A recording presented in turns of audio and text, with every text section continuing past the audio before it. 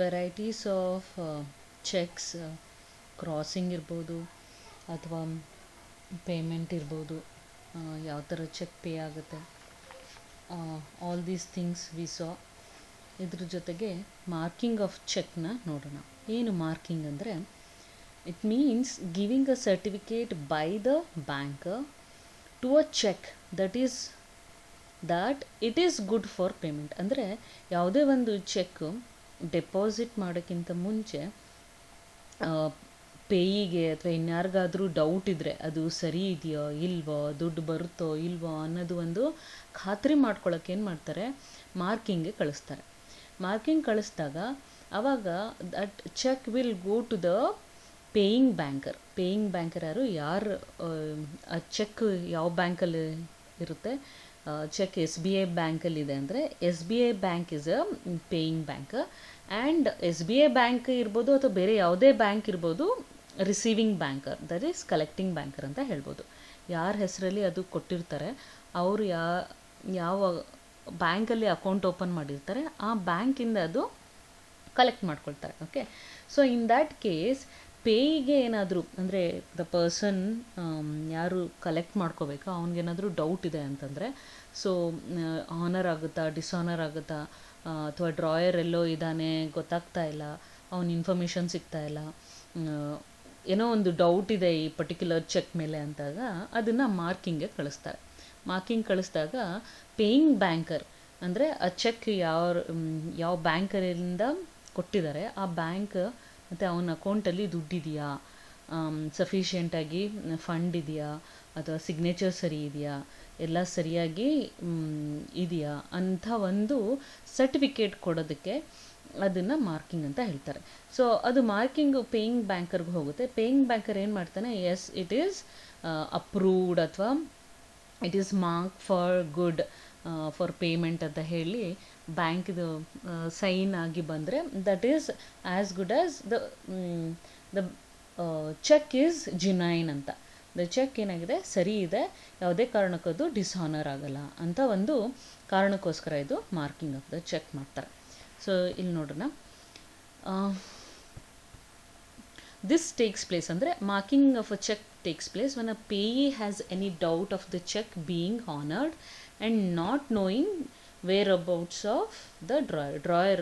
ಯಾರು ಸೈನ್ ಮಾಡಿಕೊಟ್ಟಿರ್ತಾರೆ ಅವನ ಬಗ್ಗೆ ಏನು ವಿಷಯ ಗೊತ್ತಾಗ್ತಾ ಇಲ್ಲ, ಎಲ್ಲಿದ್ದಾನೆ ಏನಿದ್ದಾನೆ, ಅವನಿಗೆ ಇನ್ಫಾರ್ಮೇಷನ್ ಕೇಳೋಣ, ಯಾವಾಗ ಡೆಪಾಸಿಟ್ ಮಾಡಬೇಕು, ಸಫಿಷಿಯೆಂಟಾಗಿ ಫಂಡ್ ಇದೆಯಾ ಇಲ್ಲ, ಇದೆಲ್ಲ ಇನ್ಫಾರ್ಮೇಷನ್ ಗೊತ್ತಿಲ್ಲದೆ ಇದ್ದಾಗ ಅವಾಗ ಏನು ಮಾಡ್ತಾನೆ, under such circumstances the buying bank that is collecting bank may be approached for ಮಾರ್ಕಿಂಗ್ಗೆ ಅಪ್ರೋಚ್ ಮಾಡ್ತಾರೆ. The paying banker may or may not oblige.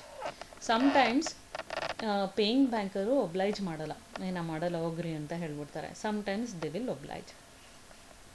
His refusal to mark the cheque does not amount to wrongful dishonour. Okay, ನಾನು mark ಮಾಡಲ್ಲ ಅಂತಂದರೆ it doesn't mean that it is dishonour ಆಗಿದೆ cheque ಅಂತ ಅಲ್ಲ. ಅಲ್ಲಿ fund sufficient ಆಗಿರುತ್ತೆ, ಅದು deposit ಮಾಡಿದ್ರೆ ಅವ್ನಿಗೆ ಅಮೌಂಟ್ ಬರಬಹುದು. ಆದರೆ ಇಲ್ಲಿ ಮಾರ್ಕಿಂಗ್ಗೆ ಕೊಟ್ಟಾಗ ಅವನು ರೆಫ್ಯೂಸ್ ಮಾಡ್ಬೋದು. ಓಕೆ, ಯಾರು, the banker. The paying banker when he simply puts his initial on the cheque or writes the word approved or mark good for payment and puts his initial, the cheque becomes a marked cheque. So ಅವನು paying banker approved ಅಥವಾ marked good for payment ಅಥವಾ ಅದು ಆ ಥರ ಬರೆದ್ಬಿಟ್ಟು sign ಮಾಡಿ ಕೊಟ್ಟರೆ that means it is marked. What is the effect of marking? ಏನಾಗುತ್ತೆ ಮಾರ್ಕಿಂಗ್ ಮಾಡೋದು ಯಾವ ಕಾರಣಕ್ಕೆ ಅಂತಂದರೆ, the drawer has drawn the cheque in good faith. That means drawer ಸರಿಯಾಗಿ ಯಾವುದೇ ಫ್ರಾಡ್ಯುಲೆಂಟ್ ಇಂಟೆನ್ಷನಿಂದ ಅವನು ಚೆಕ್ಕನ್ನು ಕೊಟ್ಟಿಲ್ಲ, ಜುನೈನ್ ಇದ್ದಾನೆ drawer, cheque is genuine, we can withdraw ಅನ್ನೋದು ಗೊತ್ತಾಗುತ್ತೆ. The sufficient funds are available to pay the cheque. There is sufficient fund to pay the cheque ಅಂತ ಗೊತ್ತಾಗುತ್ತೆ. It adds to the credit of the drawer and the credit of the paying banker. It also acts as a, ಯಾವುದೇ ಒಂದು check dishonour ಆಯಿತು ಅಂತಂದರೆ ಆ account ಮೇಲೆ ಒಂದು negative comment ಬಂದಂಗೆ ಆಯಿತಾ, ಬ್ಲ್ಯಾಕ್ ಲಿಸ್ಟ್ ಆಗ್ತಾ ಹೋದಂಗೆ, ಜಾಸ್ತಿ ಈ ಥರ ಡಿಸಾನರಿಂಗ್ ಆಫ್ ಚೆಕ್ ಬಂತು ಅಂತಂದರೆ that account will be blacklisted. So ಈ ಥರ ಅಲ್ಲ, ಇಟ್ಸ್ ಅ ಜುನೈನ್. ಸೊ ಒಂದು ಒಳ್ಳೆ ಗುಡ್ ವಿಲ್ ಬರುತ್ತೆ drawer who draws the cheque and even the paying banker ಮೇಲೂ ಒಂದು ಒಳ್ಳೆ ಇಂಪ್ರೆಷನ್ ಬರುತ್ತೆ. It gives an addition currency to the cheque. That means it gives an extra edge to the cheque. ಅಂದರೆ yes it is honour ಆಗುತ್ತೆ, ಇದು dishonour ಆಗಲ್ಲ ಅಂತ ಒಳ್ಳೆ quality means it actually gives ಏನಂತಾರೆ ಅದಕ್ಕೆ ಒಂದು ಒಳ್ಳೆ ಇಂಪ್ರೆಷನ್ ಸಿಗುತ್ತೆ ಅದಕ್ಕೆ ಚೆಕ್ಗೆ. It gives an addition currency, ಅದಕ್ಕೇನು ದುಡ್ಡು ಹಾಕಲ್ಲ. ಓಕೆ, ಅಡಿಷನ್ ಕರೆನ್ಸಿ ಅಂದರೆ it doesn't give the amount, extra ದುಡ್ಡು ಬರೋದು ಅಂತಲ್ಲ. ಇಟ್ ಗಿವ್ಸ್ ಒಂದು ಗುಡ್ ಫೇತ್ ಬರುತ್ತೆ, ಗುಡ್ ಫೇತ್ ಇರುತ್ತೆ. And cheque also have the value ಅಂತ, it will have a value. So marking of the cheque is there is some legal circumstances. What are the legal aspects ಅಂತಂದರೆ, marking can be done by drawer himself. ಯಾರು sign ಮಾಡ್ತಾರೆ ಅವನೇ ಅವನ ಬ್ಯಾಂಕಿಂದ marking ಮಾಡಿಸ್ಬೋದು. ಅಥವಾ ಪೇಯಿ ಅವ್ರು ಯಾರ ಹೆಸರಲ್ಲಿ ಬರ್ಕೊಡ್ತೀವಿ ಅವರು ಡೌಟ್ ಇದ್ದಾಗ ಡ್ರಾವರು ದುಡ್ಡಿದೆಯಾ ಅಥವಾ ಆನರ್ ಆಗುತ್ತೋ ಡಿಸನಾರ್ ಆಗುತ್ತೋ ಅಂಥ ಒಂದು ಡಲೈಮಾದಲ್ಲಿ ಇದ್ದಾಗ ಅವರು ಮಾರ್ಕಿಂಗ್ಗೆ ಪೇಯಿ ಬ್ಯಾಂಕರಿಂದ ಮಾಡಿಸ್ಬೋದು. ಅಥವಾ collecting banker can directly ask for marking from the paying banker. There are 3 types ಅಂತ ಹೇಳೋಣ ಇದನ್ನು. ಮಾರ್ಕಿಂಗ್ ಯಾವ್ಯಾವ ಥರ ಆಗುತ್ತೆ ಅಂತ, ಬರೀ ಡ್ರಾಯರ್ ಮಾಡೋದು ಅಥವಾ ಪೇಯಿ ಮಾಡ್ಬೋದು ಅಥವಾ ಕಲೆಕ್ಟಿಂಗ್ ಬ್ಯಾಂಕರ್ ಮಾಡ್ಬೋದು. ಇನ್ ಕೇಸ್ ಆಫ್ ಡ್ರಾಯರ್ ಮಾರ್ಕಿಂಗ್ ಮಾಡೋದು ಅಂತಂದರೆ, ಯಾರು ಸೈನ್ ಮಾಡಿ ಚೆಕ್ಕನ್ನು ಕೊಟ್ಟಿರ್ತಾರೆ ಬೇರೆಯವ್ರಿಗೆ, ಅವರೇ ಅವ್ರ ಬ್ಯಾಂಕರ್ಗೆ ಹೇಳ್ತಾರೆ, ಸೊ ಇದನ್ನು ಮಾರ್ಕ್ ಮಾಡಿಕೊಡಿ. ಮಾರ್ಕಿಂಗ್ ಅಂದರೆ ಏನೇನು ಕಾನ್ಸೆಪ್ಟಲ್ಲಿ ಹಿಡನ್ ಆಗಿರುತ್ತೆ ಅಂದರೆ, ಫಂಡ್ ಸಫಿಷಿಯೆಂಟ್ ಆಗಿದೆ ಒಂದು, ಆ್ಯಂಡ್ ಪೇಯಿಗೆ ಯಾವುದೇ ಒಂದು ಡಲೈಮಾ ಇದ್ದಾಗ, ಏನೋ ಫ್ರಾಡ್ ಕೇಸಾ ಇದು ಅಥವಾ ಯಾವುದೋ ಒಂದು ಡೌಟ್ ಇದ್ದಾಗ, ಪೇಯಿಗೆ ಡೌಟ್ ಇದ್ದಾಗ to satisfy payee also drawer can ask his banker to mark a check.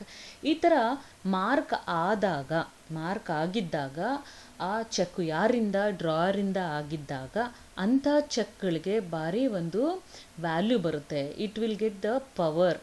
Y means those marked by the drawer cheques ಏನಾಗುತ್ತೆ ಅಂದರೆ ಡಿಸ್ಹಾನರ್ ಆಗಲ್ಲ, ಯಾವುದೇ ಕಾರಣಕ್ಕೂ ಡಿಸ್ಹಾನರ್ ಆಗಲ್ಲ. ಇನ್ ಕೇಸ್ ಆಫ್ ಅವರು ಪೇಯಿ ಡೆಪಾಸಿಟ್ ಮಾಡೋಕ್ಕಿಂತ ಮುಂಚೆ ಯೂಶ್ವಲಾಗಿ ಏನಾಗುತ್ತೆ, ನಾರ್ಮಲ್ ಕೇಸಸಲ್ಲಿ ಇನ್ ಕೇಸ್ ಇನ್ಸಾಲ್ವೆನ್ಸಿನೋ ಡೆತ್ತೋ ಏನೋ ಒಂದು ಕೇಸ್ ಆದರೆ ಯಾರು ಡ್ರಾವರ್ಗೆ ಅಥವಾ ಗಾರ್ನಿಷಿ ಆರ್ಡರ್ ಬಂದರೆ, ಸೊ ಡ್ರಾವರ್ದು ಅಕೌಂಟು ಸೀಸ್ ಮಾಡಿಬಿಡ್ತಾರೆ. Nobody will give the payment for the cheques afterwards. Close ಮಾಡ್ತಾರೆ ಅಕೌಂಟು ಅಥವಾ ಸೀಸ್ ಮಾಡ್ತಾರೆ ಬ್ಯಾಂಕರ್. ಓಕೆ, ಆದರೆ ಈ ಕೇಸಲ್ಲಿ where marking has been done by the drawer himself, ಆ ಕೇಸಲ್ಲಿ ಯಾವುದೇ ಕಾರಣದಲ್ಲಿ ಡೆತ್ತು, ಲುನಾನ್ಸಿ, ಇನ್ಸಾಲ್ವೆನ್ಸಿ ಅಥವಾ ಗಾರ್ನಿಷಿ ಆರ್ಡರ್ ಯಾವುದೇ ಒಂದು ಕೇಸ್ ಇದ್ದಾಗಲೂ ಸಮೇತ ಇಲ್ಲಿ ಮಾರ್ಕ್ ಆಗಿಬಿಟ್ಟಿದೆ. That is it is good for payment, sufficient fund is there. So in that case banker what they will do is they will freeze that amount. ಇವಾಗ 10,000 amount ಇಲ್ಲಿ mark ಆಗಿದೆ ಅಂದರೆ ಅಷ್ಟು 10,000 ಏನು ಫ್ರೀಸ್ ಮಾಡ್ಕೋತಾರೆ. That won't be given to other cheques. ಈ mark ಆಗಿರೋ ಚೆಕ್ಗೆ ಡೆಪಾಸಿಟ್ ಆದಾಗ ರಿಕ್ವೆಸ್ಟ್ ಬಂದಾಗ ಅಲ್ಲಿಗೆ ಪೇ ಮಾಡಬೇಕೆ ಅವರು ಇಟ್ಕೊಂಡಿರ್ತಾರೆ. So that will be paid in case of any cases like death or lunacy or insolvency, even in a garnishee order. When the banker marks the check, it is his duty to do his work, that is the payment of mark check payment ಮಾಡಲೇಬೇಕು, ಯಾರು banker ಮಾಡಲೇಬೇಕು. When the banker appropriates the fund to meet the mark check, drawer has no right to demand the payment of such check. ಡ್ರಾವರು ಹೇಳೋಕ್ಕಾಗಲ್ಲ, okay ನೀ ಯಾಕೆ pay ಮಾಡಿದೆ, ಇದು ನಾನು ಏನದು ಅದು ಗಾರ್ನಿಷ್ ಆರ್ಡ್ರ್ ಇತ್ತು, ಏನೋ ಒಂದಿತ್ತು, ಸೊ ಈ ಥರ ಕೇಸಲ್ಲಿ ಯಾವುದೇ ಕಾರಣಕ್ಕೂ ಕೌಂಟರ್ ಡಿಮ್ಯಾಂಡ್ ಮಾಡೋಕ್ಕಾಗಲ್ಲ. Drawer it is already marked, stop payment ಮಾಡೋಕ್ಕಾಗಲ್ಲ. Already marked, it is good for payment ಅಂದರೆ no way that cheque is dishonouring. ಯಾವುದೇ ಕಾರಣಕ್ಕೂ ಆ ಚೆಕ್ಕು ಸ್ಟಾಪ್ ಆಗೋದೇ ಇಲ್ಲ, ಅದು ಹಾನರ್ ಆಗೇ ಆಗುತ್ತೆ. Okay, marking a post dated cheque will not have any of the above legal consequences. Post dated cheque mark ಮಾಡೋದು ಇಲ್ಲಿಗೆ ಬರೋಲ್ಲ. ಪೋಸ್ಟ್ ಡೇಟೆಡ್ ಚೆಕ್ನ ಮಾರ್ಕ್ ಮಾಡೋಕ್ಕಾಗಲ್ಲ. In case the marked also pre dated, that won't be consider. So ಈ legal aspect ಯಾವಾಗ ಗೊತ್ತಾಗುತ್ತೆ? ಈ marking drawer ಮಾಡಿದಾಗ. ಆದರೆ ಮಾರ್ಕಿಂಗ್ ಡನ್ ಫಾರ್ ಪೇಯಿ, ಯಾರು ಪೇಯಿ, ಯಾರ ಹೆಸರಲ್ಲಿ ಅವ್ನು ಚೆಕ್ ಕೊಟ್ಟಿರ್ತಾನೆ, ಅವನಿಗೆ ಡೌಟ್ ಇರುತ್ತಲ್ಲ, ಅವನು ಅಕೌಂಟಲ್ಲಿ ದುಡ್ಡಿದೆಯಾ, ಡ್ರಾಯರ್ ಅಕೌಂಟಲ್ಲಿ ದುಡ್ಡಿದೆಯಾ ಇಲ್ವಾ, ಆ ಥರ ಒಂದು ಡೌಟ್ ಇರುತ್ತಲ್ಲ ಆ ಪೇಯಿಗೆ. ಅವಾಗೇನಾಗುತ್ತೆ, so the payee can only ask for the marking by the paying banker whether it has a sufficient fund. ಒಂದು ಸಫಿಷಿಯಂಟ್ ಫಂಡ್ ಇದೆಯಾ, ಆ್ಯಂಡ್ ಡೆಪಾಸಿಟ್ ಮಾಡಿದಾಗ ದುಡ್ಡು ಬರುತ್ತಾ. Only they are asking, that is ಪೇಯಿಗೆ ಇನ್ಫಾರ್ಮೇಷನ್ ಹೋಗುತ್ತೆ ಅಷ್ಟೇ. ಮಾರ್ಕಿಂಗ್ ಮಾಡಿದ್ರೆ ಏನು ಇನ್ಫಾರ್ಮೇಷನ್ ಹೋಗುತ್ತೆ, that sufficient fund is there is signature is right, date is good, the cheque is genuine. ಇಲ್ಲೇನಾಗ್ತಾ ಇದೆ ಅಂದರೆ ಪೇಯಿಗೆ ಒಂದು ಸ್ಯಾಟಿಸ್ಫ್ಯಾಕ್ಷನ್ ಆಗ್ತಿದೆ, ಓಕೆ ದುಡ್ಡಿದೆ ಆ್ಯಂಡ್ ದ ಚೆಕ್ ಈಸ್ ಜುನೈನ್, ಯಾವುದೇ ಕಾರಣಕ್ಕೂ ಇದು ಫ್ರಾಡ್ ಚೆಕ್ ಅಲ್ಲ. The drawer has made a payment in good faith. The drawer has made a payment, that is drawn the check in a good faith. So ಇಲ್ಲೇನು responsibility of the banker ಬರಲ್ಲ. ಹೇಗೆ ಇಲ್ಲಿ drawer ಕೇಸಲ್ಲಿ drawer ಏನಾದರೂ mark ಮಾಡಿದರೆ next ಡೆತ್ತು, ಲುನೆನ್ಸಿ, insolvency ಆದಾಗ ಅವನು ಆ ಪೇಮೆಂಟ್ ಕೊಡಲೇಬೇಕಿತ್ತಲ್ಲ, that obligation is not there in this case. ಯಾಕೆ ಅಂದರೆ ಇಲ್ಲಿ drawer is not making the mark. Drawer ಅದನ್ನು ಸಪ್ರೇಟಾಗಿ ಮಾರ್ಕ್ ಮಾಡಿಸ್ತಾ ಇಲ್ಲ the cheque, but pay is asking, he is asking for the mark only to satisfy the cheque is genuine, it is made in good faith and sufficient fund is there ಅಷ್ಟೇ. ಮುಂದೆ ಅವನು deposit ಮಾಡಿದಾಗ ಅಕಸ್ಮಾತ್ death ಆಗಿದ್ರೆ, ಲುನೆನ್ಸಿ ಅಥವಾ insolvency ಅಥವಾ garnishee order ಬಂದಾಗ, stop payment ಕೊಟ್ಟಾಗ, the paying banker can stop the payment of those mark cheque. ಆಯಿತಾ? ಹಾಗಾಗಿ ಯಾವುದೇ ಕಾರಣಕ್ಕೂ ಇಲ್ಲಿ ಆಬ್ಲಿಗೇಷನ್ನು, ದೆರ್ ಈಸ್ ನೋ ಆಬ್ಲಿಗೇಷನ್. ಇಲ್ಲಿ ಮೆನ್ಷನ್ ಮಾಡಿದ್ದಾರೆ ನೋಡಿ, the paying banker has no obligation to meet the mark cheque at the instance of payee ಮಾಡಿಸಿರೋ mark cheque at the latest stage and can dishonour it. Latest stage ಅಂದರೆ in case of lunacy R death or insolvency or garnishee order. If sufficient funds are not available at the credit of the drawer or for any other reason.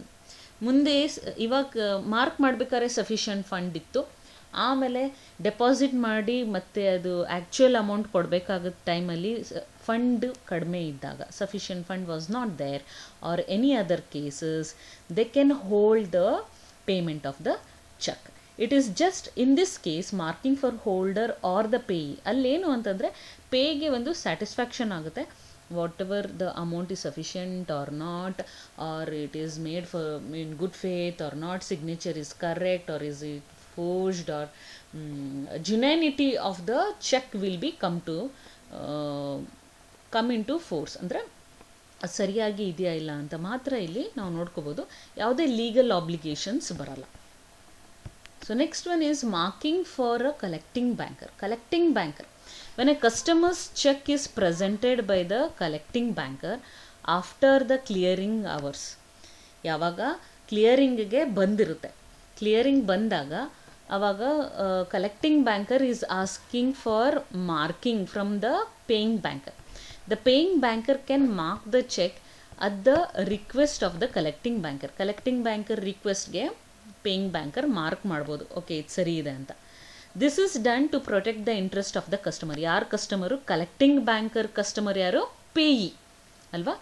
ಪೇಯಿಗೋಸ್ಕರ collecting banker is asking the marking from the paying banker. When such cheques are marked, ಈ ಥರ cheques ಯಾವಾಗ collecting banker paying banker ಇಂದ marking ಕೇಳಿದಾಗ the paying banker should honour the cheque at a latest ಸ್ಟೇಜಲ್ಲಿ ಏನು ಬರುತ್ತೆ ನೋಡಿ ಇಲ್ಲಿ, ಯಾವಾಗ ಆಬ್ಲಿಗೇಷನ್ನು ಮಾರ್ಕಿಂಗ್ ಫಾರ್ ಕಲೆಕ್ಟಿಂಗ್ ಬ್ಯಾಂಕರಲ್ಲಿ ಪೇಯಿಂಗ್ ಬ್ಯಾಂಕರ್ ಏನಾದರೂ ಮಾಡಿದ್ರೆ ಮಾರ್ಕಿಂಗು, ಆವಾಗ cheque should be honoured in the latest stage. First stage ಏನು ಮಾರ್ಕಿಂಗ್ ಫಾರ್ ದ ಡ್ರಾವರಲ್ಲಿ ಮಾರ್ಕ್ ಮಾಡಿದಾಗ್ಲೂ ಮುಂದೆ ಯಾವುದೇ ಕಾನ್ಸಿಕ್ವೆನ್ಸಸ್ ಇದ್ದಾಗಲೂ banker should pay the money. ಆದರೆ marking requested from the Peyi ಅಲ್ಲಿ ಮುಂದೆ ಕಾನ್ಸಿಕ್ವೆನ್ಸಸ್ ಏನಾದರೂ ಪೇ ಮಾಡೋದು ಏನು ಬೇಕಿರಲ್ಲ.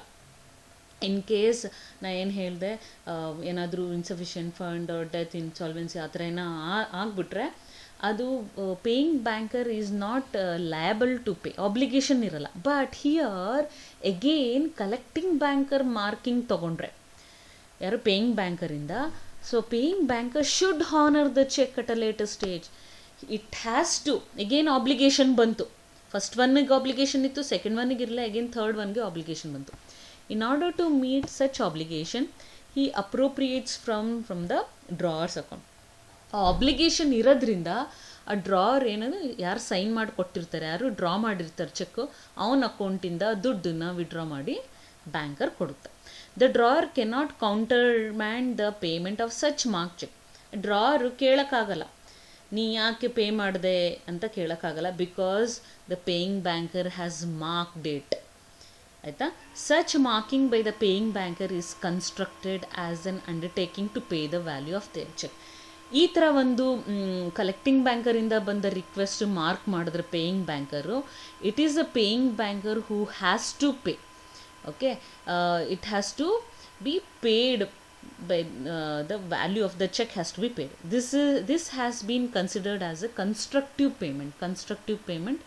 ಮುಂದೆ ಆಗಂತ ಪೇಮೆಂಟು ಇದು ಯಾವುದು paying banker is doing drawing from the appropriation from the account, ಯಾರ್ದು ಡ್ರಾವರ್ ಅಕೌಂಟಿಂದ ಅದನ್ನು ವಿಡ್ರಾ ಮಾಡಿ ಕೊಡುತ್ತೆ.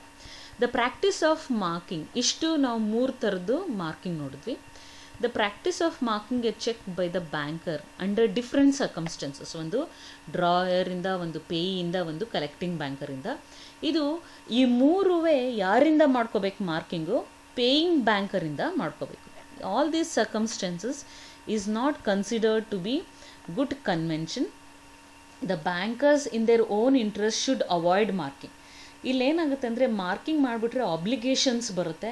So the banker should avoid marking.